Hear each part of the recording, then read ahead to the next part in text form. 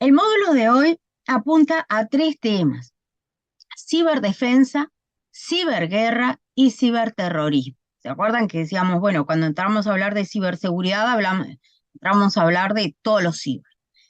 Esto con carácter general y con una mirada a nivel Estado. El módulo siguiente, el último módulo, vamos a estar hablando de los ciberdelitos, o sea, con una mirada particular, ¿verdad? Que no deja de afectar, porque obviamente los ciberdelitos, si bien el sujeto pasivo va a ser una persona física o una empresa, en realidad eh, nos vamos a enfrentar a que también puede tener consecuencias a nivel social importantes, ¿no? Cuando se extiende, cuando estos ciberdelitos son en forma masiva, bueno, ahí vamos a tener este, también consecuencias sociales. Vamos a hablar de los distintos tipos de ciberdelitos, cómo funcionan, vamos a hablar de los proyectos de ley que hemos tenido, de la problemática del proyecto de ley actual, ¿no? Así que vamos a ver de plano eso, qué necesitamos, eh, cuál es la problemática a la cual nos estamos enfrentando. Y hoy vamos a hablar de los marcos normativos. Para empezar, bueno, ¿se acuerdan que en módulos anteriores hablamos de toda la infraestructura y de todo el marco normativo en materia de eh, ciberseguridad? Y esto lo hicimos porque cuando hablamos del marco normativo, la ley 18650, la ley de nuestra ley marco de defensa nacional, en el artículo primero está diciendo que la defensa nacional comprende el conjunto de actividades civiles y militares. O sea que decíamos, este paraguas enorme de la ciberdefensa, de la ciberseguridad, involucraba y distinguíamos lo que era ciberseguridad de la ciberdefensa. Decíamos, la ciberseguridad involucra absolutamente a todos, porque en realidad hace a la defensa nacional. Tenemos que tener redes seguras a nivel del Estado justamente para no tener este tipo de problemas. Por otro lado, y muy importante, el decreto 371 del 2020, que es la Política Nacional de Defensa, es la segunda política de defensa a nivel nacional, que incluye en forma mucho más específica al ciberespacio. ¿Mm? Habla de la hibridez de las amenazas y la localidad, de eso estoy segura que va a hablar Vila en la clase del miércoles, en cuanto a los distintos tipos de amenazas y cómo se presentan hoy por hoy en el mundo, esa falta de distinción que ahora después la vamos a ver entre lo que es lo que puede ser la ciberguerra o cómo conceptualizamos la ciberguerra de lo que puede ser el ciberterrorismo, e incluye al ciberespacio como uno de los lugares, ¿verdad?, donde es posible accionar, como otro de los dominios del Estado, que tradicionalmente el espacio aéreo, el espacio terrestre, el espacio marítimo, luego se habló del eh, el espacio eh, a nivel eh, todo lo que tiene que ver con más allá del espacio aéreo, ¿no? Y ahora se incluye al ciberespacio. En los puntos 2, 6 y 7 se plantean en el decreto los objetivos estratégicos del Estado. Y acá, entre todos los objetivos que se mencionan, hace referencia a mantener la integridad en el ciberespacio. Dentro de los objetivos de la defensa nacional, insiste en asegurar la soberanía del Estado en los espacios terrestres, marítimo, aeroespaciales, que no me salía, y del ciberespacio. Y con respecto a las amenazas, también consagra una amenaza que es la violación de nuestra soberanía en el ciberataque, y especialmente consagra como amenaza los ciberataques. ¿No? O sea que en este sentido en el decreto del 2020 tenemos consagrado todos estos aspectos vinculados a la defensa nacional. Tenemos que tener en cuenta también que ya lo habíamos mencionado, el decreto 134 del 2021, que es aprueba la Agenda Digital 2025, que en el objetivo 10 hace referencia a la ciberseguridad. Por eso vamos a estar viendo en el módulo siguiente las reformas o los proyectos nuevos en materia de ciberseguridad que fueron incluidos en el actual proyecto de rendición de cuentas. Otra norma que tenemos que tener en cuenta es la Ley Orgánica de las Fuerzas Armadas, la 19.775. Y acá tenemos un pequeño desfasaje porque la política militar de defensa es del año 2016. Este gobierno no aprobó una política militar de defensa, ¿sí? O sea que nos seguimos rigiendo por la política del 2016. Lo que sí se aprobó fue la Política Nacional de Inteligencia, que se aprobó en 2022, que es el decreto 157. Entonces, como a grandes rasgos, el marco normativo en materia de defensa y en materia de inteligencia a nivel nacional. Vamos a ver las dos leyes, puntualmente vamos a ver algunos aspectos para que nos den todo ese marco que nosotros tenemos que tener presente frente a estos temas, porque es la normativa que tenemos. No tenemos un libro blanco, si bien está previsto en la normativa que se apruebe un libro blanco de defensa nacional, no lo tenemos y como ya dijimos, tampoco tenemos un marco, una política en materia de ciberseguridad, ¿no? Así que esto es, digamos, la normativa general en la cual nos tenemos que basar. La ley 18.650. Estamos ante una ley del año 2010, ¿no? Que fue sumamente discutida, de la misma forma que lo fue la ley de inteligencia. Y el artículo primero, como les decía, dice que la defensa nacional comprende el conjunto de actividades civiles y militares que van a estar destinadas a preservar la soberanía y la independencia de nuestro país, a conservar la integridad del territorio y de sus recursos estratégicos, así como la paz de la República en el marco de la Constitución y las leyes, contribuyendo a generar las condiciones para el bienestar social presentes y futuros de la población. Vean que cuando uno a veces tiene la tendencia a pensar en defensa nacional y lo piensa siempre vinculado a conflictos armados, a las Fuerzas Armadas, y en realidad la ley nos está mostrando un espectro amplísimo de lo que implica la defensa nacional, que se confirma en el artículo segundo cuando dice que constituye un derecho y un deber del conjunto de la ciudadanía. O sea, en esta doble faceta, tenemos derecho a la defensa, pero a su vez tenemos un deber como ciudadanos.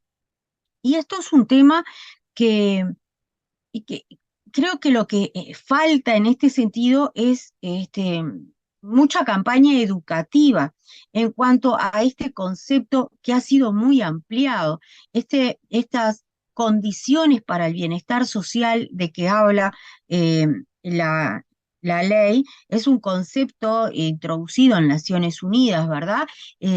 Justamente en el marco de la defensa nacional. Se considera que es un bien público, una función esencial, permanente, indelegable e integral del Estado.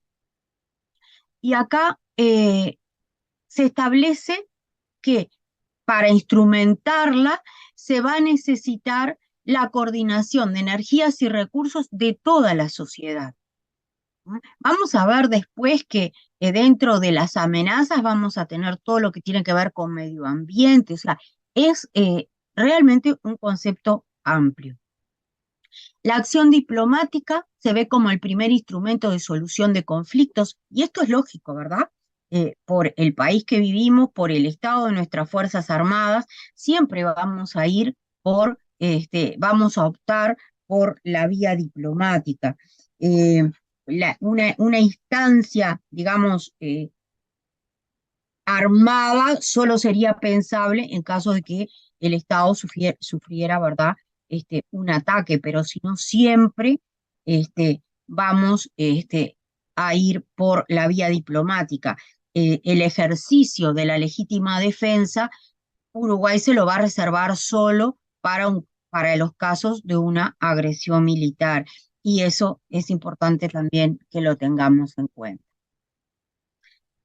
El artículo 5 de la política de defensa nacional, bueno, parte de que estamos ante una política pública, ¿no?, que debe cumplir con los principios generales del derecho interno y del derecho internacional, y que debe respetar la autodeterminación de los pueblos, la preservación de la paz, la no intervención en los asuntos internos de otras naciones, la solución pacífica de las controversias y la cooperación entre los estados.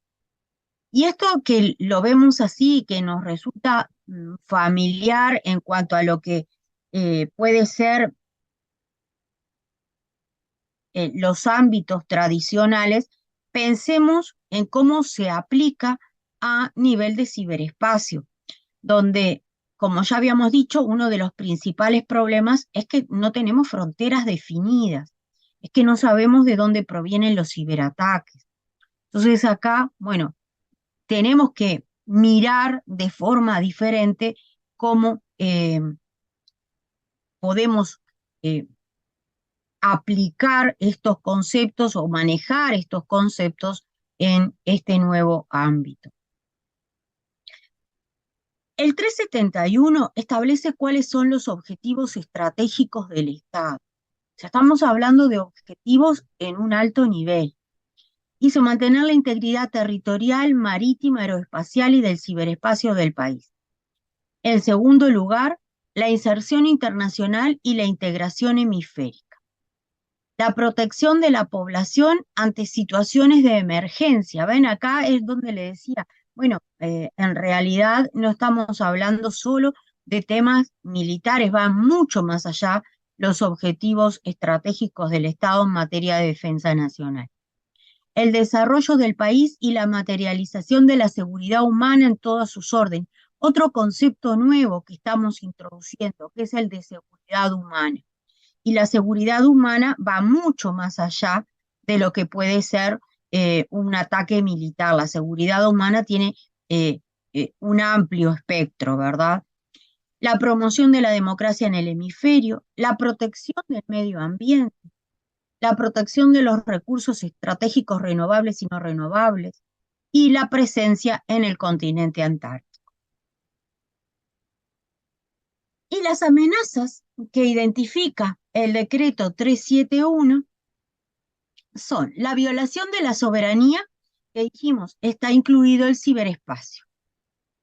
El terrorismo, que puede estar, podemos considerarlo en sí mismo o podemos relacionarlo vinculado al crimen organizado.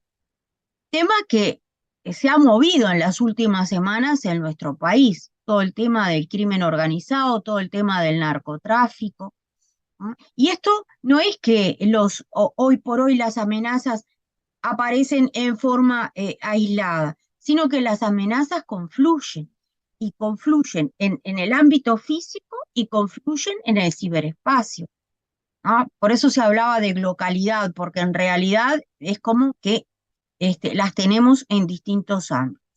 Y en el numeral cuarto están establecidos los ciberataques como una de las posibles amenazas que podemos sufrir. Y dentro de todas estas amenazas es que están las pandemias y epidemias, el deterioro del medio ambiente, la inestabilidad democrática en la región. Se ha discutido, por ejemplo, si debido a los bajos niveles de educación en los índices que se tiene, si el problema educativo no puede constituir de futuro una amenaza. Y en ese pensar las amenazas y repensarlas, porque esto es muy dinámico, ¿verdad? Si miramos las amenazas del decreto anterior, vamos a ver que son diferentes o con un foco diferente. Esto también va un poco de la mano de acuerdo a la política del gobierno. Por eso la política de defensa nacional se fija para el periodo de gobierno, porque es en lo que el gobierno va a poner énfasis. Si bien la ley de defensa nacional estamos ante una política pública, en el caso del decreto va a ser coyuntural, va a ser para el periodo de gobierno.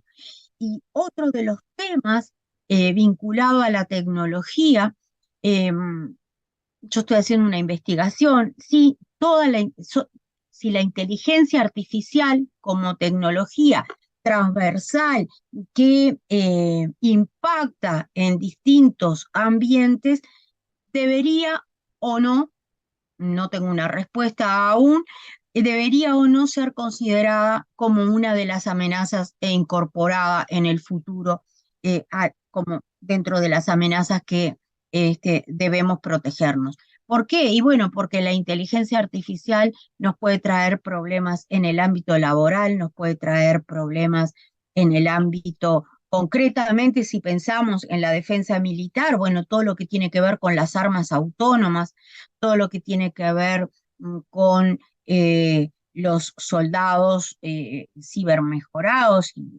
aplicando este tipo de tecnología o este tipo de controles, todo lo que tiene que ver con los sistemas de inteligencia, ¿verdad? Que utilizan inteligencia artificial, todo lo que tiene que ver con la manipulación del marketing para inducir a la población o inducir determinadas ideas en la población, o sea, todo este tipo de manipulaciones, ¿verdad? Si yo la miro globalmente, constituye una amenaza, podría ser considerada como una amenaza esta tecnología. Bueno, esos son aspectos, una tecnología que es una herramienta, en realidad lo podría considerar como tal, porque en definitiva la tecnología, y en estos casos sobre todo, son tecnologías de doble uso, ¿verdad? En realidad no depende de la tecnología en sí, sino del uso que hago de ella. Entonces, bueno, son preguntas que nos tenemos que plantear para ver cómo podemos tener una mejor defensa o cómo, hacia dónde debemos focalizar nuestra defensa en el futuro.